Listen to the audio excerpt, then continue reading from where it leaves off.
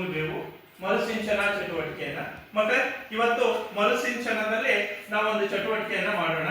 ಅದು ಒತ್ತಕ್ಷರವನ್ನ ತಿಳಿಯುವಂತಹ ಚಟುವಟಿಕೆ. ಸ್ಕ್ರೀನ್ ನಲ್ಲಿ ನಿಮಗೆ ಕಾಣಿಸ್ತಾ ಇದೆ ಅಲ್ವಾ? ಸೊ ನೋಡಿ, ಇಲ್ಲೊಂದು ಚಟುವಟಿಕೆಯನ್ನ ಕೊಟ್ಟಿದ್ದಾರೆ. ಏನು ಅಂದ್ರೆ ಕೊಟ್ಟಿರುವ ಒತ್ತಕ್ಷರವನ್ನ ಬಳಸಿ ಪದಗಳನ್ನ ಮಾಡೋದು. ಸೊ ನಿಮ್ಮ ಹತ್ರ ಯಾರ ಹತ್ರನೂ ಮರುಸಿಂಚನ ಪುಸ್ತಕ ಇಲ್ಲ ಅಲ್ವಾ? ಸೊ ನಾವು ಈಗ ನಮ್ಮ ಬುಕ್ ಅಲ್ಲಿ ಎಕ್ಸೈಸ್ ನಲ್ಲಿ ಇದನ್ನ ಮಾಡೋಣ. ನೋಡಿ, ಮ ಒತ್ತಕ್ಷರ. ಸೊ ಇದು ಒತ್ತಕ್ಷರವಾಗಿದೆ, ಸಂಯುಕ್ತಾಕ್ಷರ ಅಂತ ಕೂಡ ಕರಿತೀವಿ. ಇದನ್ನ ಬಳಸ್ಕೊಂಡು ನಾವು ಎಷ್ಟು ಪದಗಳನ್ನ ಮಾಡಬಹುದು ಅನ್ನೋದನ್ನ ನೀವು ಮಾಡಬೇಕು. ಎರಡನೇದಾಗಿ ಕ ಇದೆ. ಸೊ ಮೇಲಕ್ಷರ ಇದೆ. ಒಂದು ಮಾದರಿಯಾಗಿ ಆ ಕ ಕೊಟ್ಟಿದ್ದಾರೆ. ಸೊ ಉಳಿದಂತಹ ಪದಗಳನ್ನ ನೀವು ಮಾಡಬೇಕು. ನಿಮಗೆ ನಾನು 5 ನಿಮಿಷಗಳ ಅವಕಾಶ ಕೊಡ್ತೀನಿ. 5 ನಿಮಿಷಗಳಲ್ಲಿ ಮಾಗೆ ಒತ್ತಕ್ಷರ ಮಾ ಒತ್ತು ಇರುವಂತಹ ಅಕ್ಷರಗಳನ್ನ ಮತ್ತೆ ಕಾಗೆ ಒತ್ತಕ್ಷರ ಇರುವಂತಹ ಪದಗಳನ್ನ ನೀವು 2 ನಿಮಿಷದಲ್ಲಿ ಮಾಡಬೇಕು. ಇದು ಮೊದಲನೇ ಚಟುವಟಿಕೆ. ಮಾಡ್ತೀರಲ್ವಾ? Ready, start.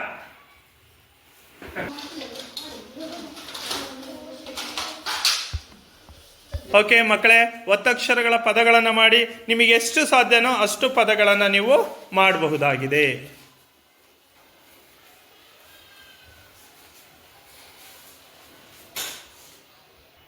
ಓಕೆ, ಆಯ್ತಲ್ಲ ಮಕ್ಕಳೇ? ಒಂದೇದು ಮಾ ಇಂದ ಒತ್ತಕ್ಷರ, ಮಾ ಒತ್ತಕ್ಷರದಿಂದ ಆಗುವಂತಹ ಪದಗಳನ್ನು ರೋಹಿಣಿ, ನೀವು ಮಾಡಿರುವ ಪದಗಳನ್ನು ಹೇಳು. ಅಮ್ಮ, ತಮ್ಮ, ನಮ್ಮ, ನಿಮ್ಮ, ತಿಮ್ಮ, ಗುಮ್ಮ.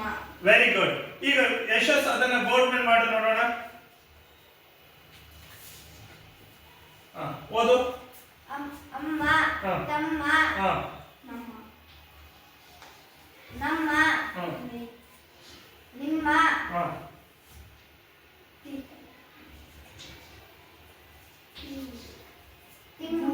ತಿಮ್ಮ, ವೆರಿ ಗುಡ್, ಗುಮ್ಮ,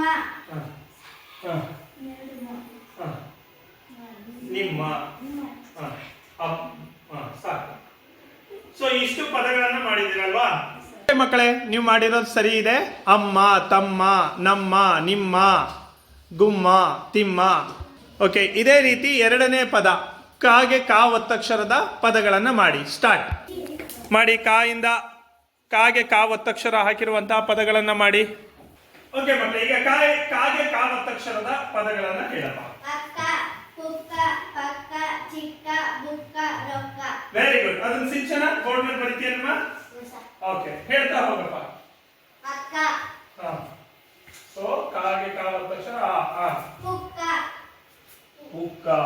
ಓಕೆ, ಪಕ್ಕ, ಚಿಕ್ಕ, ಬುಕ್ಕ,